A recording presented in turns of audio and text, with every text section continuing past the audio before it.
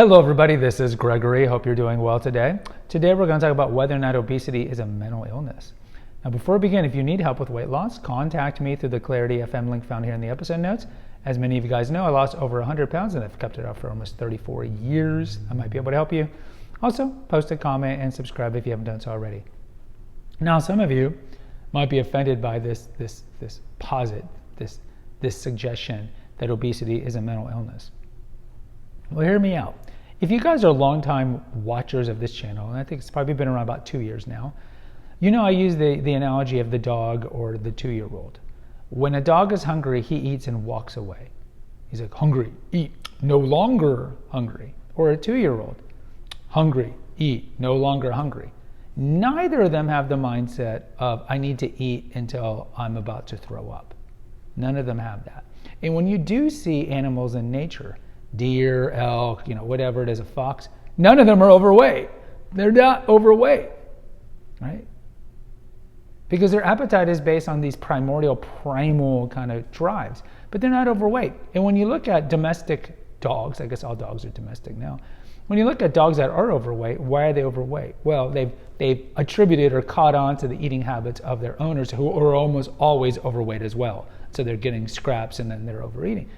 But to become overweight, there's some disorder. And this is not to shame you or me when I used to be overweight. But we need to look at what I think is the truth. And if you disagree, you can post in the comments. But we have a disordered relationship with food or with alcohol. That's why we're overweight. A lot of times, especially women will spin out, go, oh, I'm overweight because I have a metabolic problem or a glandular problem. No. We are consuming more than we're burning. And if we truly are only eating when we're hungry and we eat sensible portions, we're not going to be overweight.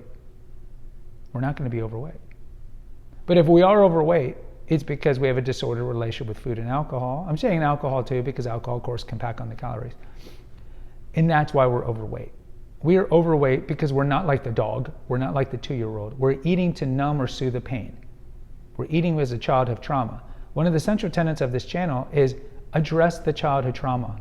Because the childhood trauma, or whatever trauma you had, normally it's in your youth, is what caused the thermostat, so to speak, to break. And now you turn to food or alcohol or drugs or video games or whatever it is to soothe the pain that you have because of some sort of trauma that happened in your youth. And until you address that in therapy or with your priest or whatever, you're always going to either continue to gain weight or you're going to yo-yo diet. And I've mentioned before, over 80% of people who lose more than 50 pounds regain the weight. Why? Because they haven't dealt with this underlying problem. So is obesity a mental health problem? Is it a mental health issue? I would say it is, because there's a disordered relationship you have with food. Why is there a disordered relationship that you have with food is because probably some sort of trauma. And all these would be mental health related. These are mental disorders. Mental disorders. And so if you are overweight, and if you're honest with yourself, you would say, I'm overweight because I eat too much. I eat too much junk food in particular, but I just eat too much to soothe the pain. That in itself is a mental health issue. And like with a lot of things, if we really want to truly get to permanent weight loss, then we have to address this mental health issue and do the deep work. Because if not, you're just essentially just using a bucket to throw water out of a sinking boat. Because eventually, yeah, you might lose some weight, but you're going to yo-yo diet the rest of your life. And you're truly not going to get to permanent weight loss until you have a regular relationship with food. And you're not going to get a permanent regular relationship with food until you address the trauma. Guys, post in the comments. I'd love to hear from you. Until next time, take care. God bless and pray.